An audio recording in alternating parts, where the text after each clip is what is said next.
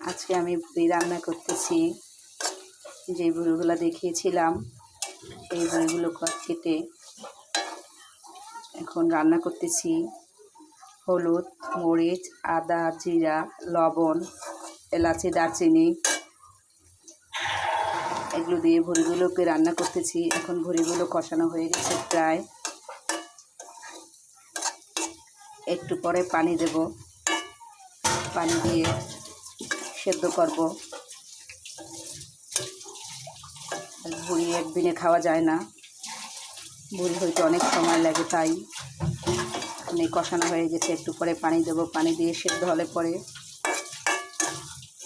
যখন শুকিয়ে যাবে, এই ভুড়িগুলো ভাজির মতো হয়ে যাবে, তখন নামিয়ে ফেলবো, খাওয়ার জন্য যোগ্য হবে। হয়ে গেল আমার ভুড়ি রান্না।